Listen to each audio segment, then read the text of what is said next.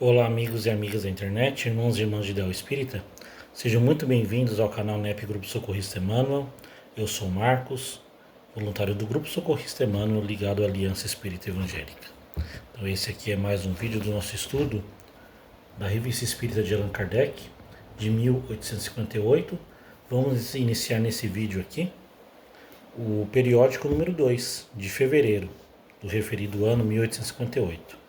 Então vamos aqui para a nossa leitura do Jornal de Estudos Psicológicos, a Revista Espírita, onde iremos ver sobre diferentes ordens de espíritos, a escala espírita e espíritos errantes ou encarnados. Então vamos para a nossa leitura. Caso haja necessidade de fazer algum apontamento, eu interrompo e vou fazendo os comentários. Então vamos por aqui, diferentes ordens de espíritos. Um ponto capital na doutrina espírita é o das diferenças existentes entre os espíritos, quer do ponto de vista intelectual, quer moral. Sobre o assunto, o seu ensino jamais variou. Contudo, é essencial saber que não pertence eternamente à mesma ordem e que, em consequência, essas ordens não constituem espécies distintas. São graus do desenvolvimento, quer dizer, não existem espíritos diferentes. Existem diferenças de graus evolutivos. Seguem os espíritos a marcha progressiva da natureza. Os das ordens inferiores são ainda imperfeitos. Depois de depurados, atingem as ordens superiores. Avançam na hierarquia, à medida que adquirem qualidades, experiência e conhecimentos que lhes faltam. A criança de peito não se assemelha ao que será na idade madura. Contudo, é sempre o mesmo ser. Uma leve comparação, uma criança que está amamentando não tem o mesmo grau evolutivo de uma criança adulta ou de um adulto, mas não deixa de ser, aquele mesmo ser. E assim são os espíritos, Não deixa de ser espírito, mas vai evoluindo conforme, vai passando de grau em grau nessa escala. A classificação dos espíritos é baseada em seu grau de progresso, nas qualidades adquiridas e nas imperfeições de que devem se despojar. Aliás, tal classificação nada tem de absoluto. Cada categoria só apresenta um caráter marcante no seu conjunto, mas de um a outro grau a transição é insensível e nos limites a nuance se apaga, como nos reinos da natureza, nas cores do arco-íris ou nos vários períodos da vida humana. Quer dizer, existem os graus, mas ele é imperceptível, onde começa um e termina outro. Vai muito das características de cada ordem. Pode-se, pois, formar um maior ou menor número de classes, conforme o ponto de vista sob o qual se considerar o assunto. Dá-se o mesmo em todos os sistemas de classificação científica. Podem ser mais ou menos completos, mais ou menos racionais, mais ou menos cômodos para a inteligência, mas sejam o que forem, nada mudam com relação ao fundamento da ciência. Interrogados sobre a matéria, os espíritos poderão ter variado quanto ao número de categorias, mas sem que isso tenha importância. Críticos aproveitaram essa aparente contradição, sem atentar em que eles não ligam maior importância ao que é puramente convencional. Para eles, o pensamento é tudo. Deixa-nos a forma e a escolha das expressões, as classificações, uma palavra, os sistemas. Quer dizer, isso é mais interessante para nós, aqui encarnados, para eles não. Acrescentemos ainda esta consideração, que não se deve nunca perder de vista. É que entre os espíritos, como entre os homens, há os muito ignorantes e nunca estamos suficientemente prevenidos contra a tendência a pensar que todos devem saber tudo, pelo fato de serem espíritos. Toda classificação exige método, análise e conhecimento aprofundado da matéria. Em uma palavra, exige estudo. Ora, no mundo dos espíritos, os que têm conhecimentos limitados, como aqui os ignorantes, são incapazes de uma visão de conjunto, de formular um sistema. E aqueles que são capazes podem variar nos detalhes, conforme seu ponto de vista, especialmente quando uma divisão nada tem de absoluto. Linneu, Jussieu, Tournefort seguiram cada qual um método.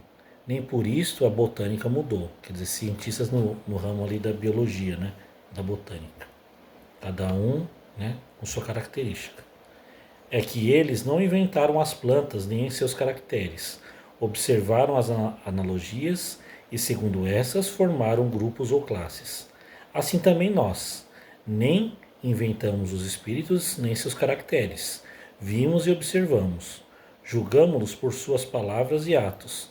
Depois os classificamos por suas similitudes, quer dizer, pelas suas similaridades. Eis o que qualquer um em nosso caso teria feito. Entretanto, não podemos reivindicar a autoria de todo o trabalho. Se o quadro que damos a seguir não foi traçado textualmente pelos espíritos, e se é nossa iniciativa, todos os elementos que o compõem foram hauridos em seus ensinamentos. O que nos restava era apenas formular uma disposição material. Os espíritos geralmente admitem três categorias principais, ou grandes divisões.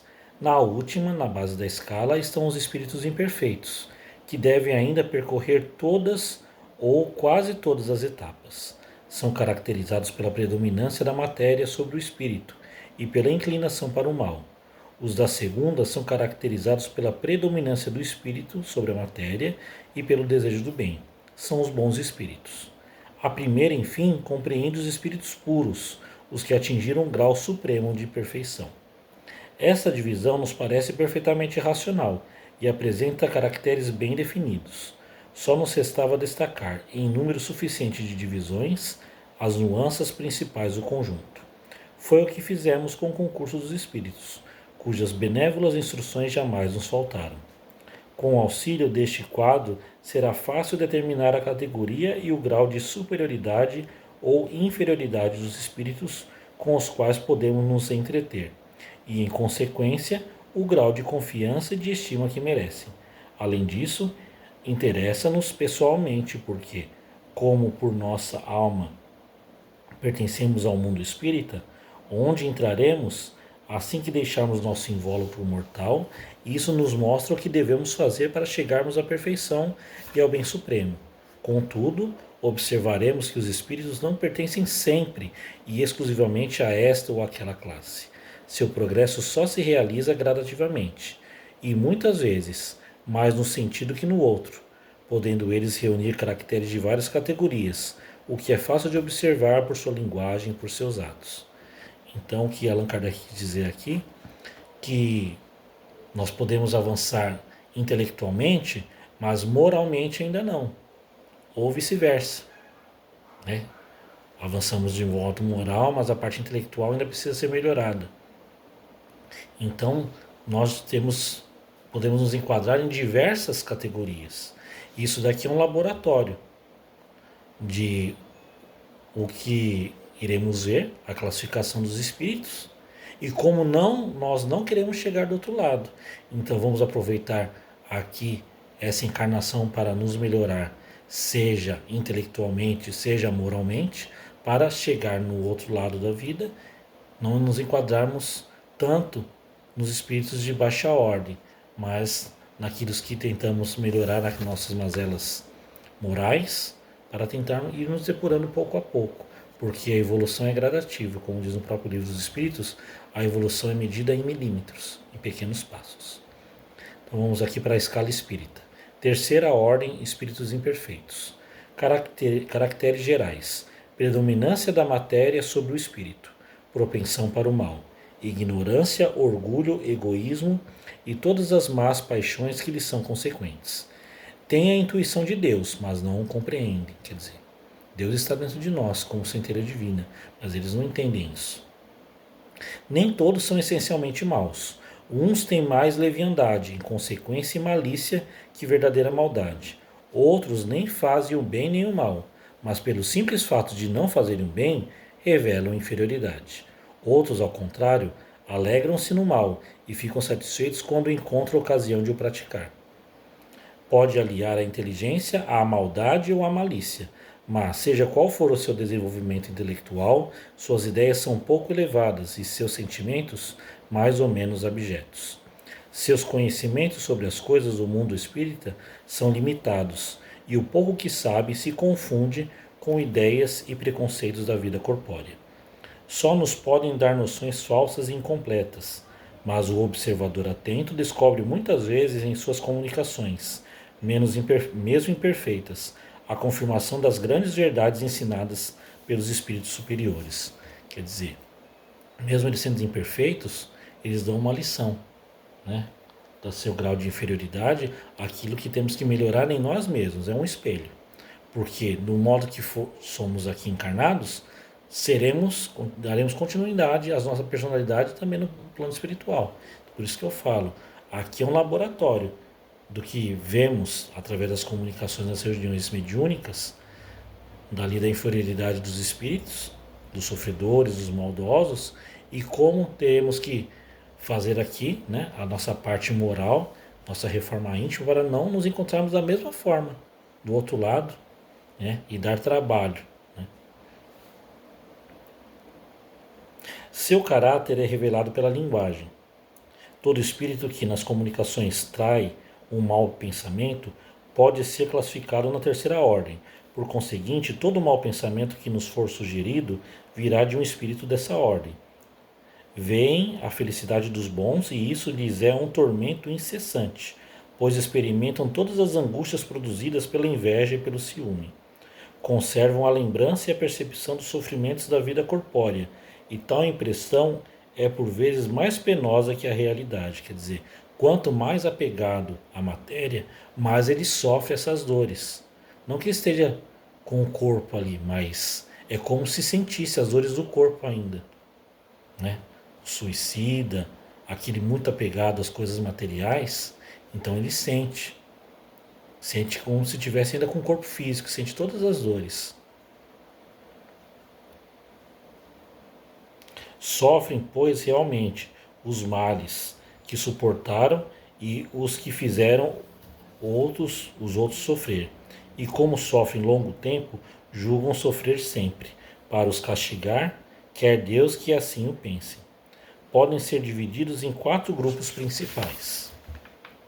Nona classe: espíritos impuros, inclinados ao mal, objeto de suas preocupações. Como espíritos dão conselhos pérfidos, insuflam a discórdia e a desconfiança e tomam todas as máscaras para melhor enganar. Ligam-se aos caracteres suficientemente fracos para cederem às suas sugestões, a fim de os levar à perdição, satisfeitos por poderem retardar o progresso, fazendo-os sucumbir nas provas que enfrentam. Nas manifestações se lhes reconhece a linguagem, a trivialidade, a grosseria das expressões, nos espíritos como nos homens. São sempre índice de inferioridade moral, senão intelectual. Suas comunicações revelam a baixeza de suas inclinações e se procuram enganar falando de uma maneira sensata. Eles não podem por muito tempo representar o papel e acabam sempre revelando sua origem. Certos povos os fizeram divindades malfazejas. Outros os designam como demônios, gênios do mal ou espíritos do mal. Quando encarnados, os seres vivos que animam são inclinados a todos os vícios que geram as paixões vis e degradantes, a sensualidade, a crueldade, a trapaça, a hipocrisia, a cupidez e a avareza sórdida. Fazem o mal por prazer, o mais das vezes sem motivo, e pelo ódio ao bem, quase sempre elegem suas vítimas entre gente de bem. São flagelos para a humanidade, seja qual for a classe a que pertençam, e o verniz da civilização não os isenta do opróbrio e da ignomínia. Então são espíritos voltados realmente ao mal, né? Então são esses que são os que combatem as ações do bem, que não suportam onde haja bondade, eles vão lá perturbar. Então são espíritos dessa ordem. Uns têm prazer realmente de praticar o mal, se dizem de inimigos do bem, mas é aquilo que nós costumamos falar, não espíritos que vão ficar eternamente nessa classe. Então não existe mal, existe a ausência do bem. E não existe trevas, existe a ausência de luz. um dia esses irmãos, eles irão evoluir também. Chegará um momento que serão chamados, irá tocar no coração deles. Oitava classe, espíritos levianos. São ignorantes, malévolos, inconsequentes e zombeteiros. Metem-se em tudo, a tudo respondem sem preocupação da verdade. Gostam de causar pequenos aborrecimentos e pequenas alegrias, de produzir discórdias, de induzir maliciosamente em erro por mistificações e por travessuras. A esta classe pertencem os espíritos vulgarmente designados sob os nomes de duendes, diabretes, trasgos, gnomos. Estão sob a dependência de espíritos superiores, que muitas vezes os empregam como nós o fazemos com os criados e os operários. Mais que os outros, parecem ligados à matéria e ser os principais agentes das vicissitudes dos elementos do globo, quer vivam no ar, na água, no fogo, nos corpos sólidos ou nas entranhas da terra. O que diríamos aqui são os seres elementais, os elementos da natureza, né? Muitas vezes manifestam sua presença por efeitos sensíveis, tais como pancadas, movimento e deslocamento anormal dos corpos sólidos, agitação do ar, etc., o que lhes valeu o nome de espíritos batedores. Reconhece-se que tais fenômenos não são devidos a uma causa fortuita e natural, quando têm um caráter intencional e inteligente. Todos os espíritos podem produzir esses fenômenos, mas os espíritos elevados em geral relegam essas atribuições aos inferiores, mais aptos para as coisas materiais que para os inteligentes. Em suas comunicações com os homens, sua linguagem é por vezes espirituosa e alegre, mas quase sempre sem profundeza. Aprendem os caprichos e o ridículo, que exprimem em traços mordazes e satíricos. Se por vezes tomam nomes supostos, é mais por malícia que por maldade. Quer dizer, são espíritos que querem apenas brincar, tirar sarro, né? Então, os espíritos superiores usam eles para fazer os fenômenos da natureza, para fazer a limpeza do ambiente, né? Como diz ali, nas tempestades, né? Nos grandes fenômenos da natureza ali, então utilizam esses espíritos. E nas comunicações mais grosseiras, com ali a manifestações físicas, o bater de portas, o levantar as mesas, utilizam-se desses espíritos.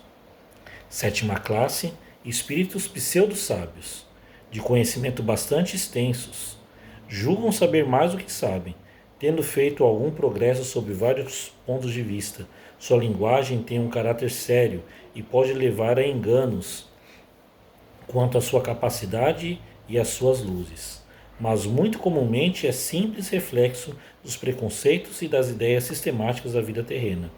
É a mistura de algumas verdades ao lado dos maiores absurdos, em cujo meio sobressai a presunção, o orgulho, a inveja e a teimosia, de que não se despojaram. Então, pessoas que têm aquela ideia muito convicta, muito dogmática. Eu acho que a verdade daquela pessoa é a única que existe. Então são os pseudo-sábios, que acham conhecer tudo e não aceitam certas opiniões quando são contrariados. E a sexta classe, espíritos neutros. Nem são bastante bons para fazer o bem, nem bastante maus para fazer o mal. Inclinam-se para um ou para o outro e não se alçam acima do vulgar na humanidade, tanto para a moral quanto para a inteligência. Apegam-se às coisas do mundo, de cujas alegrias grosseiras têm saudades. Quer dizer, são mais apegados às coisas materiais, né? Aos prazeres mundanos. Não fazem o mal, não fazem o bem, estão em cima do muro. Mas quando se deixa de fazer o bem, também está fazendo o mal. Segunda ordem, os bons espíritos. Caracteres gerais. Predominância do espírito sobre a matéria. Desejo do bem. As qualidades e a capacidade de fazer o bem são proporcionais ao grau atingido. Uns têm ciência, outros sabedoria e bondade. Os mais adiantados reúnem o saber, as qualidades morais. Como não se acham completamente desmaterializados, conservam mais ou menos, conforme sua classe, os traços da existência corporal, tanto na forma da linguagem quanto nos hábitos. onde chegamos mesmo a descobrir certas manias, sem o que seriam espíritos imperfeitos. O que Allan Kardec diz, acaba descrevendo no Livro dos Espíritos, como os espíritos errantes. Na erraticidade não é espíritos que estão em erro, mas são espíritos que ainda têm a necessidade de reencarnar na Terra, porque não se despojaram de todos os defeitos. Então, mesmo sendo espíritos bons, ainda escorregam em alguns detalhes, né? Ainda tem um pouco de vaidade, um pouco de orgulho, né?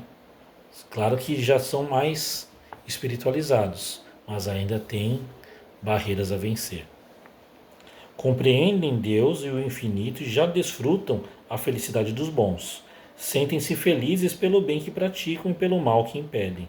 O amor que os une lhes é uma fonte de inefável felicidade, que não é alterada nem pela inveja ou os pesares, nem pelos remorsos ou quaisquer outras más paixões que atormentam os espíritos imperfeitos. Mas todos têm ainda que passar por provas antes de atingirem a perfeição absoluta. Como espíritos, suscitam bons pensamentos, desviam os homens do mal, protegem em vida os que se tornam dignos dessa proteção e neutralizam a influência dos espíritos imperfeitos sobre aqueles que não se comprazem em suportá-la.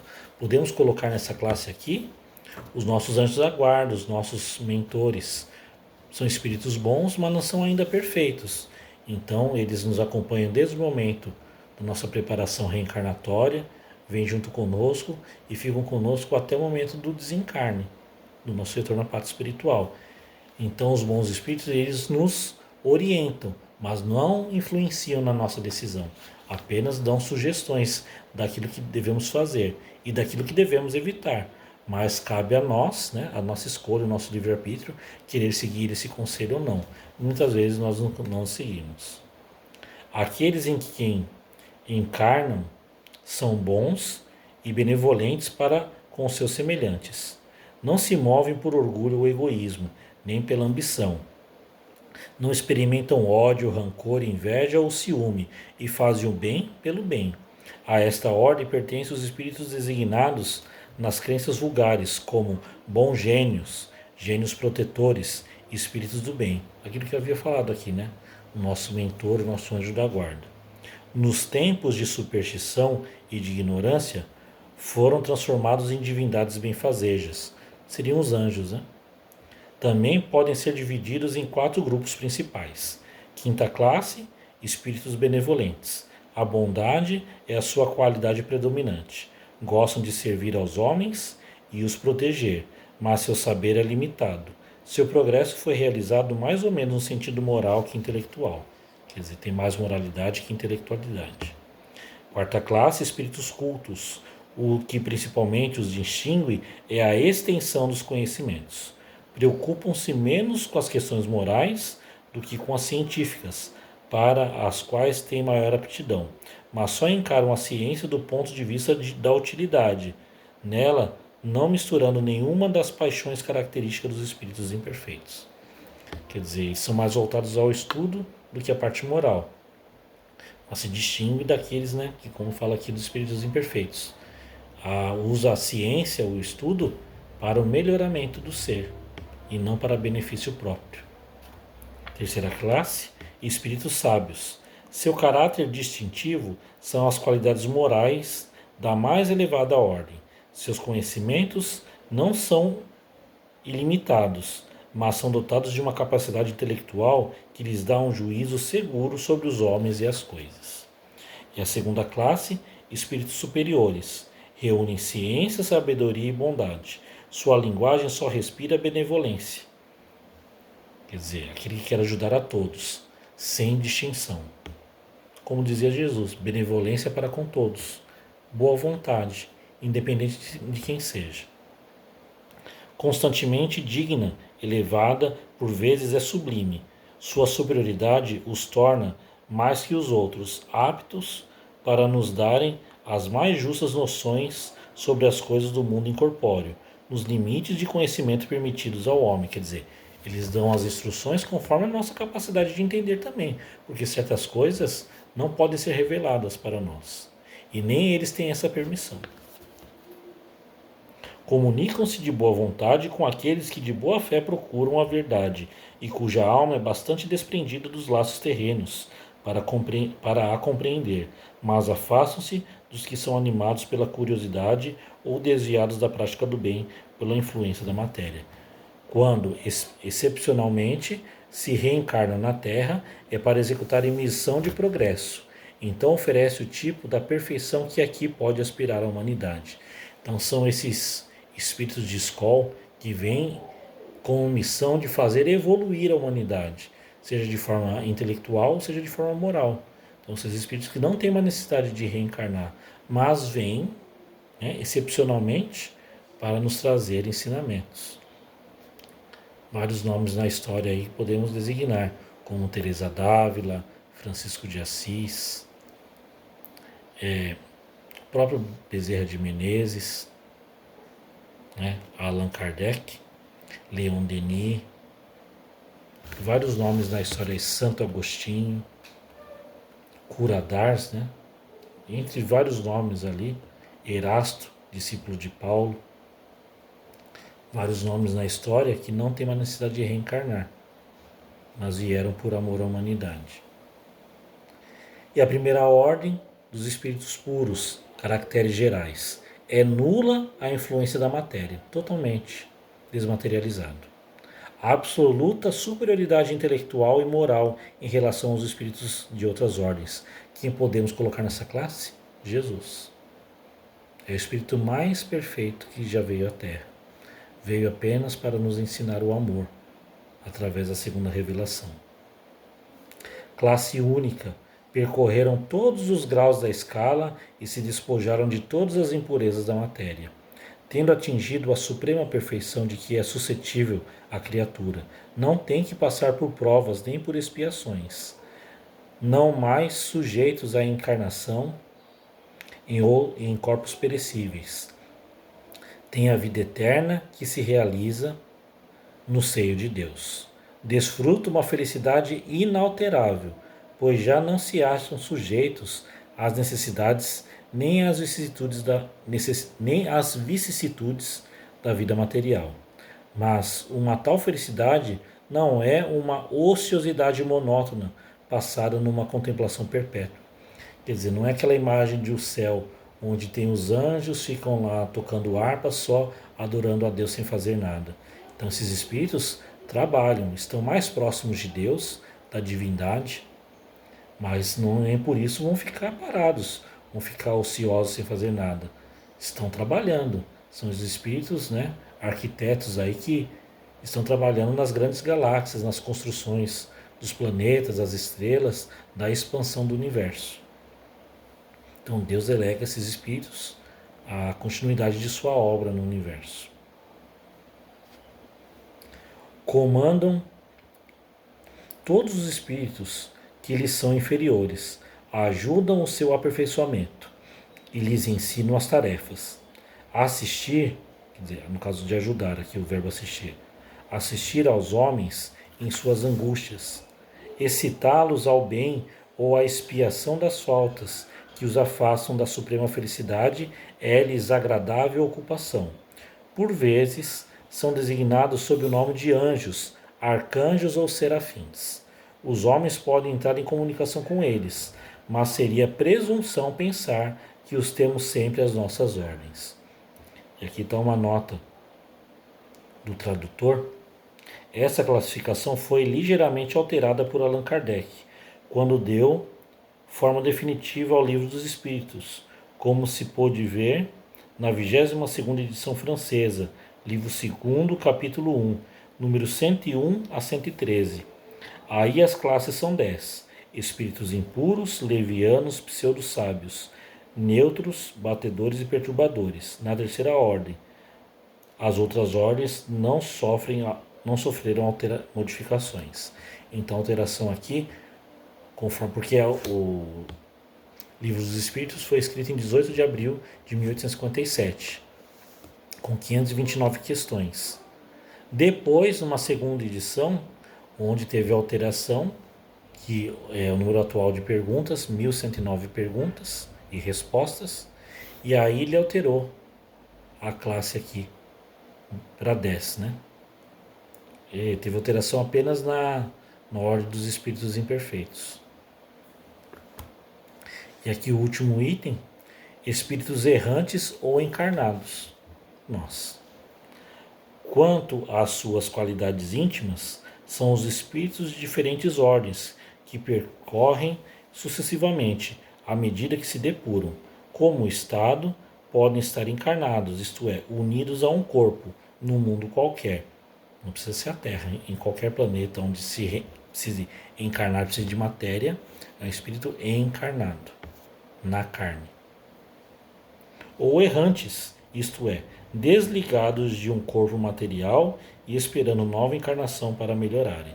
Então, aqui na matéria, vivos, somos espíritos encarnados. A partir do momento que deixamos esse invólucro, esse corpo, retornamos à pátria espiritual, tornamos a ser espíritos errantes, na erraticidade, esperando uma nova oportunidade. Os espíritos errantes não formam uma categoria especial. Trata-se de um dos estados em que se pode encontrar. O estado errante ou a erraticidade não significa inferioridade para os espíritos, pois que nele podemos encontrá-los de todos os graus, como eu havia dito. Todo espírito que não está encarnado é por isso mesmo errante, salvo os espíritos puros, que não devendo passar por outras encarnações, estão em estado definitivo. Sendo a encarnação um estado transitório, a erraticidade é realmente o estado normal dos espíritos, e esse estado não lhes é forçosamente uma expiação. Nesse estado são felizes ou desventurados, conforme seu grau de elevação e o bem ou o mal que hajam praticado. Então esse foi o nosso estudo. A primeira parte aqui do periódico de fevereiro de 1858. No nosso próximo vídeo iremos dar continuidade aqui a esse periódico de fevereiro, vendo o item Mademoiselle Clairon e o Fantasma. É um diálogo um pouquinho extenso.